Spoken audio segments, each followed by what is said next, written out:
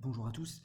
Nous allons donc reprendre l'étude de la guerre d'Algérie. Nous avions laissé au dernier cours l'Algérie après la bataille d'Alger, gagnée donc par l'armée puisque le FLN apparaît diminué à la suite de la bataille d'Alger et l'armée, elle, s'est renforcée. Elle a réussi à reprendre le contrôle d'Alger et à limiter le terrorisme du FLN dans la ville d'Alger. Mais quelques temps plus tard va se passer une des crises les plus importantes de la quatrième République, qui va d'ailleurs précipiter la chute de la quatrième République. C'est la crise de mai 1958 et le retour du général de Gaulle au pouvoir. Voilà, il était parti en 1946 et il va revenir en 1958, précipitant la chute de la quatrième République. Ça, c'est très très important parce que d'abord, on va voir, c'est un tournant dans la guerre d'Algérie, mais c'est aussi très important puisque quand on refera en histoire le début de la Ve République, on reparlera rapidement de cet événement, de cette crise de mai 58. Donc c'est important qu'on ait un petit peu ça en tête. Et donc je vous propose qu'on s'y arrête un petit peu. C'est un passage un tout petit peu compliqué. Donc j'ai essayé de le simplifier au maximum, mais on va essayer que ça se passe bien. La classe politique de la quatrième République est très divisée sur ce qu'il faut faire en Algérie. Je vous rappelle que la guerre a commencé depuis octobre 1954, on est en 1958 et il n'y a toujours pas de solution. On est toujours dans une France qui est divisée entre faut-il avoir encore une Algérie française, faut-il lutter encore contre le FLN, faut-il négocier avec le FLN et en arriver à une solution pacifique. La classe politique de la quatrième République est très divisée. Et la population française elle-même est divisée. La population française, tant en Algérie d'ailleurs qu'en France métropolitaine. Et le 9 mai 1958 est nommé au poste de président du Conseil Pierre Fimelin. Alors, vous inquiétez pas, le nom, on ne vous demandera pas de le retenir. Mais Pierre Fimelin, ce qui est important à comprendre, c'est qu'il est favorable à une solution négociée. En Algérie, il est favorable à la reprise des négociations et encourage les négociations avec les nationalistes algériens. Et cette nomination va provoquer, en Algérie notamment, une peur massive de l'abandon chez les Européens d'Algérie, mais aussi dans les rangs de l'armée. L'armée, je vous le rappelle, hein, elle vient de gagner la bataille d'Alger, elle pense qu'elle peut gagner la guerre d'Algérie, et finalement, les principaux généraux présents en Algérie se sentent abandonnés par la nomination de Pierre Fimelin à la présidence du Conseil. La présidence du Conseil, c'est l'équivalent aujourd'hui du poste de Premier ministre. Voilà. Cette nomination de Pierre Fimelin à la présidence du Conseil, elle va mener à de grandes manifestations en Algérie, manifestations pour l'Algérie française. Hein. Donc là, on a des Algériens et des Européens d'Algérie qui défilent dans les rues massivement pour appuyer l'Algérie française. Donc soutien à l'armée très massif. Et cette manifestation, elle a notamment lieu le 13 mai 1958, donc manifestation à Alger, contre le FLN et pour l'Algérie française. Le général Massu, un des principaux leaders de l'armée, va même jusqu'à former un gouvernement de salut public, voilà, donc en opposition au gouvernement officiel français. Pourquoi? Parce que Massu souhaite conserver l'Algérie en tant que territoire français. À ce moment-là, le gouvernement de la quatrième République apparaît très affaibli. Comprenez bien la situation. On a un gouvernement parallèle dirigé par des militaires qui s'est formé à Alger pour faire pression sur le gouvernement à Paris pour maintenir la présence française en Algérie, pour préserver l'Algérie française. On a donc une situation extrêmement tendue, avec une division très importante de la population, voilà, tant en France qu'en Algérie. Donc 13 mai 1958, manifestation et formation par des militaires français d'un gouvernement de salut public à Alger. Pour autant, les militaires savent que sans soutien politique, ils n'ont aucune chance d'arriver à maintenir une situation et à maintenir l'Algérie française. Ils ont besoin d'un soutien de poids. Et ils vont se tourner vers De Gaulle. C'est notamment le général Salan qui, le 15 mai, lance un vive De Gaulle et qui va avoir un écho assez massif dans la population. De Gaulle apparaît comme un recours pour les militaires. Pourquoi? Parce qu'il est général, parce qu'il est auréolé du prestige d'avoir défendu la France pendant la Seconde Guerre mondiale, d'avoir gagné quelque part la Seconde Guerre mondiale, et il a un poids politique aussi très important parce que, je vous le rappelle, il était à la tête du gouvernement provisoire de la République française. Il a remis la, la République en état en France. Donc il est finalement à mi-chemin entre le monde du militaire et le monde du politique.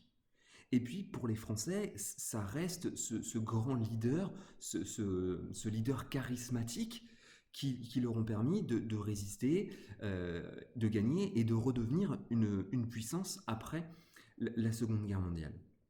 Donc très vite, le recours à De Gaulle se fait quelque part assez naturellement, même si, on va le voir, ce recours à De Gaulle, il divise là encore une partie de la classe politique et une partie de la population française. Dans le même temps, De Gaulle réagit en conférence de presse et il estime être prêt à assumer les pouvoirs de la République. Autant dire être nommé président du Conseil et former un gouvernement pour trouver une solution à la crise algérienne. Voilà. Ça sera fait seulement quelques temps plus tard, le 29 mai, De Gaulle est appelé à devenir président du Conseil. Il sera investi le 1er juin avec des pouvoirs spéciaux. Et je vous propose qu'ensemble, on lise le document qu'il y a sur votre écran de René Coty, un président de la République à ce moment-là. Alors René Coty nous dit: Nous voici maintenant au bord de la guerre civile. Après s'être depuis 4 ans tant battus contre l'ennemi, les Français vont-ils demain se battre contre les Français? Dans le péril de la patrie et de la République, je me suis tourné vers le plus illustre des Français, vers celui qui, aux années les plus sombres de notre histoire, fut notre chef pour la reconquête de la liberté, et qui, ayant ainsi réalisé autour de lui l'unanimité nationale, refusa la dictature pour rétablir la République. Je demande au général de Gaulle de bien vouloir discuter avec le chef de l'État et d'examiner avec lui ce qui, dans le cadre de la légalité républicaine, est immédiatement nécessaire à un gouvernement de salut national et ce qui pourra, à échéance plus ou moins proche, être fait ensuite pour une réforme profonde de nos institutions. Ce texte, il est très important. Il est très important à plusieurs titres. D'abord parce qu'il appelle clairement le général de Gaulle au pouvoir, et l'expression le plus illustre des Français est restée dans l'histoire. On fait référence dans ce texte, enfin René Coty fait référence dans ce texte à la Seconde Guerre mondiale, au prestige et au charisme dont a hérité De Gaulle après cet événement marquant de l'histoire de France. Et il parle, et c'est très important, il parle de guerre civile. C'est bien ce qu'on essaie de voir depuis un moment. La guerre d'Algérie, c'est une fracture dans la population française. Une fracture entre ceux qui veulent l'indépendance de l'Algérie, ou au moins un peuple souverain, rappelez-vous les principes de la Charte des Nations Unies, et ceux qui souhaitent maintenir la présence française en Algérie, maintenir l'Algérie comme département français. Et en mai 1958, on est clairement au bord de la guerre civile. Et donc, De Gaulle est appelé au pouvoir. Mais si vous avez bien noté, dans la fin du texte, De Gaulle y a mis quand même une condition fondamentale à ce retour au pouvoir. Il parle de réforme profonde des institutions. De Gaulle a conditionné son retour à un changement de constitution, à un changement dans la manière de gouverner, parce que pour lui, la crise algérienne, elle vient du désaccord entre les différents partis politiques qui n'arrivent pas à s'entendre et qui donc ne peuvent conduire une action efficace et claire pour résoudre le conflit algérien. Pour conclure sur ce retour du général de Gaulle au pouvoir, et avant de voir comment il va procéder pour résoudre le conflit algérien, il faut quand même préciser que certains ont vu ce retour de Gaulle au pouvoir comme une forme de coup d'État. Certes, il respecte l'égalité, il est appelé au pouvoir par le président, il est investi le 1er juin par l'Assemblée nationale, donc il respecte la légalité républicaine, mais pour autant, ce retour, il est précipité par les généraux français d'Algérie, par le chef de l'armée en Algérie, et certains ont supposé que De Gaulle s'était quelque part entendu avec les généraux pour pouvoir revenir au pouvoir. Et ça, c'est important parce que certains vont accuser De Gaulle d'être une forme de dictateur et d'avoir précipité un changement de République pour passer à la Ve République. Intéressons-nous maintenant à ce que De Gaulle va tenter de faire en Algérie. Donc De Gaulle est maintenant au pouvoir, il est président du Conseil. Mais que va-t-il faire en Algérie? Eh bien, clairement, je pense que en 1958, il ne le sait pas vraiment. Le 4 juin 1958, De Gaulle prononce un discours, vous en avez un extrait sur la droite de votre écran, et il commence par une célèbre phrase « Je vous ai compris ». Mais ce qui est bien, c'est que cette phrase, on ne sait toujours pas ce qu'elle veut dire. Lisons la suite du texte. Je prends acte au nom de la France et je déclare qu'à partir d'aujourd'hui, la France considère que, dans toute l'Algérie, il n'y a qu'une seule catégorie d'habitants, il n'y a que des Français à part entière, avec les mêmes droits et les mêmes devoirs. Donc cette phrase pourrait vouloir dire, tout simplement, on donne les mêmes droits aux Algériens et aux Européens, je vous rappelle que c'était pas le cas, et basta. Donc les partisans de l'Algérie française sont plutôt rassurés, mais d'un autre côté, ceux qui sont favorables au fait que les Algériens aient moins de droits que les Français ne le sont pas du tout. Bref, cette phrase, elle reste un petit peu mystérieuse parce que le jeu, vous ai compris, on ne sait pas encore vraiment très bien ce que De Gaulle y mettait derrière. En revanche, ce qui est sûr, c'est qu'en 1958, De Gaulle n'envisage pas encore l'indépendance de l'Algérie et la création d'un État souverain. Il le dit clairement, hein, pour l'instant, la France considère que dans toute l'Algérie, il n'y a qu'une seule catégorie d'habitants. Il n'envisage pas du tout une indépendance. Le 23 octobre 1958, De Gaulle propose la paix des braves au FLN, et je vous propose qu'en en quelques secondes, on écoute le général De Gaulle lui-même.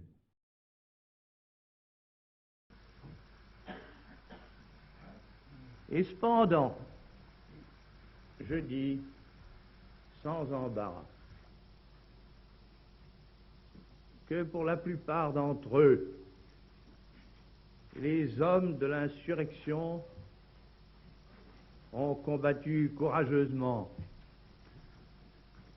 Que vienne la paix des braves, et je suis sûr que les haines iront en s'effaçant. J'ai parlé de la paix des braves. Qu'est-ce à dire? Tout simplement ceci. Que ceux qui ont ouvert le feu le cessent. Et qu'ils retournent sans humiliation à leur famille et à leur travail. Alors vous avez reconnu hein, la voix du général de Gaulle, toujours très marquante. Que propose-t-il? La paix des braves, que met-il derrière ces mots? Un arrêt des combats, pur et simple, de la part du FLN. Il cesse toute action militaire, il dépose les armes dans les casernes françaises, et ils retournent ensuite dans leur famille, à leur travail. Et donc ce que propose De Gaulle, hein, c'est une solution démocratique, avec des propositions sur l'évolution du sort de l'Algérie, mais réglées dans les urnes.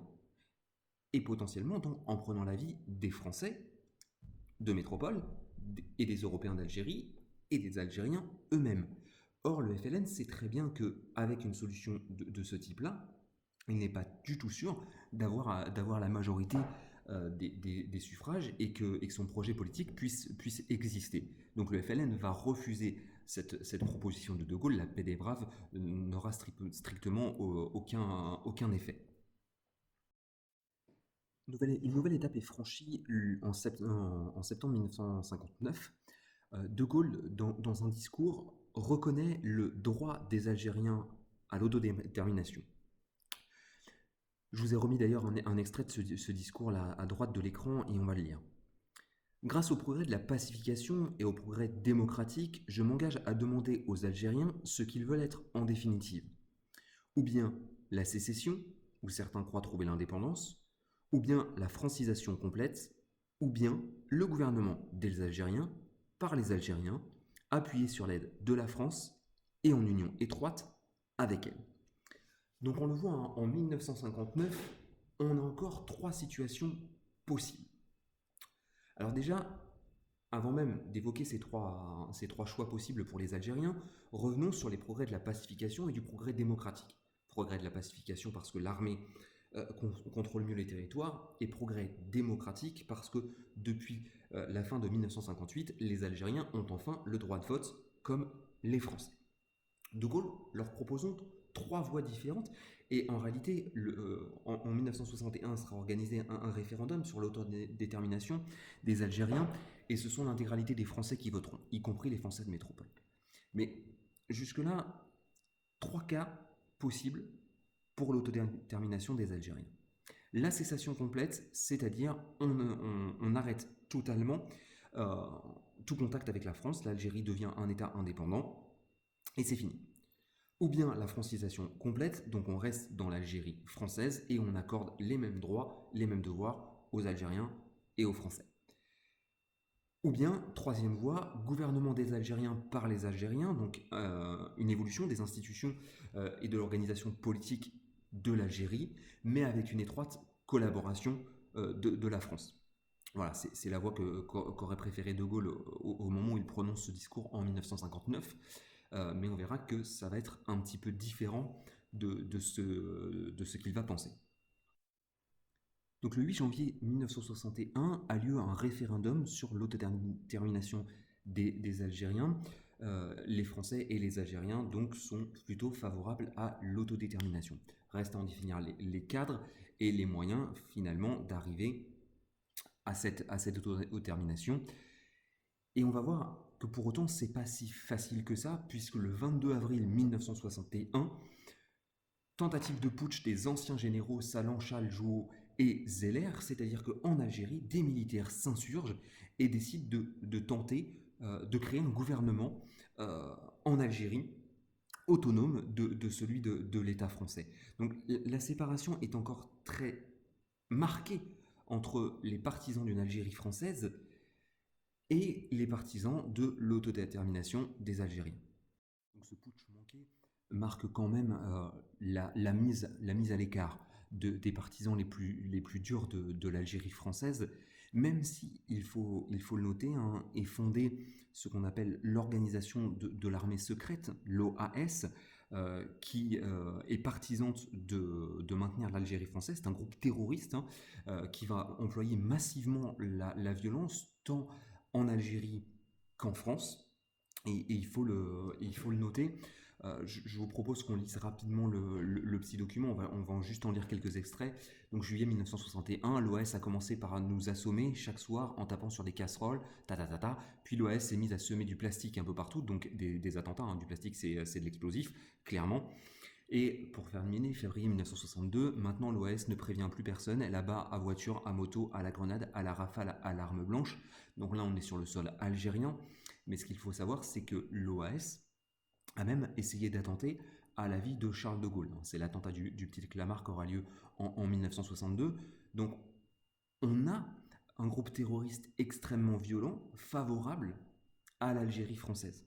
Donc la violence, elle n'est pas que l'apanage du FLN, elle n'est pas que l'apanage de l'armée française, elle est aussi l'apanage de groupes terroristes sur le sol français et en Algérie, favorables à l'Algérie française. On a vraiment une guerre qui a été extrêmement violente et qui a divisé l'opinion. C'est vraiment ce qu'il faut retenir, c'est une guerre qui a divisé l'opinion publique.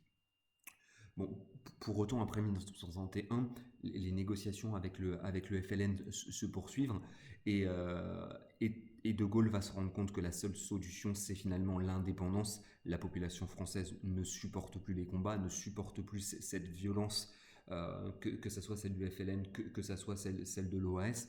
La population française souhaite arriver à mettre fin à la guerre. Hein. Je vous rappelle qu'elle dure depuis 1954, la population est épuisée, et on en vient à la signature des accords d'Évian les 18 et 19 mars 1962, qui vont mettre fin à la guerre d'Algérie. La solution sera donc celle de l'indépendance de l'Algérie, clairement établie.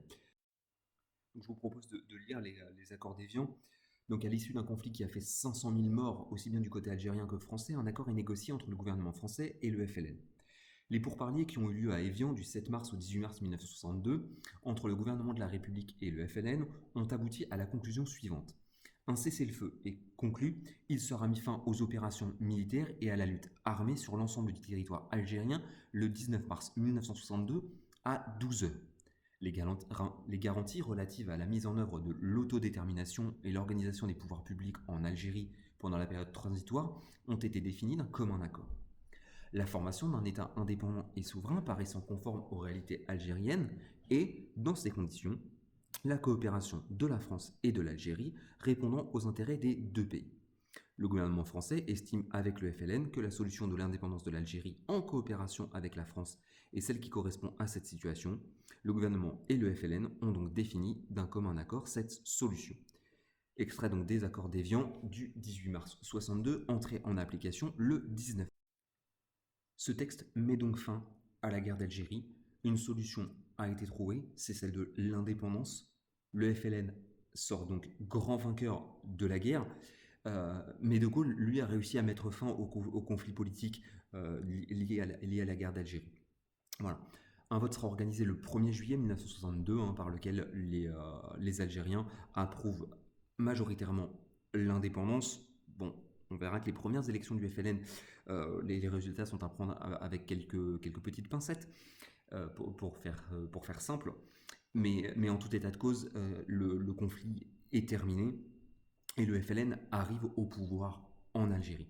Ça, c'est extrêmement important. Le FLN arrive au pouvoir en Algérie après juillet 1962. Se pose quand même la question de l'après. Et là, le FLN, qui normalement devait laisser la possibilité aux combattants algériens qui avaient combattu aux côtés de la France de rester en Algérie, on leur propose le choix, dans une formule restée malheureusement célèbre, la valise ou le cercueil.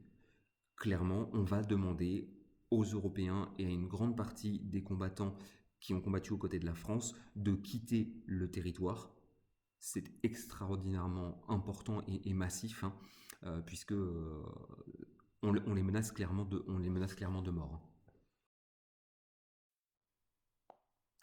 Voilà, pour vous donner une idée en termes de chiffres, c'est 800 000 pieds noirs qui vont devoir quitter le sol algérien, et on estime aux environs de 25 000 harkis, donc ces combattants aux côtés de l'armée française, qui vont devoir quitter l'Algérie et arriver massivement en France. Et l'État français ne va pas toujours très bien s'occuper, voire même pas du tout bien s'occuper de ses anciens combattants aux côtés de l'armée française. Certains sont parqués dans des camps, dans des conditions abominables. Certes, c'est pas le propos du cours d'aujourd'hui, mais je trouve ça important quand même de le mentionner. Voilà. Donc dans la suite du cours, maintenant, on va s'intéresser au début de la construction de l'État algérien. Vous allez voir, c'est beaucoup plus facile à comprendre. Là, on a été un petit peu long, mais l'objectif, c'était vraiment que vous ayez une connaissance assez générale et une bonne compréhension de ce qui s'est passé pendant la guerre d'Algérie.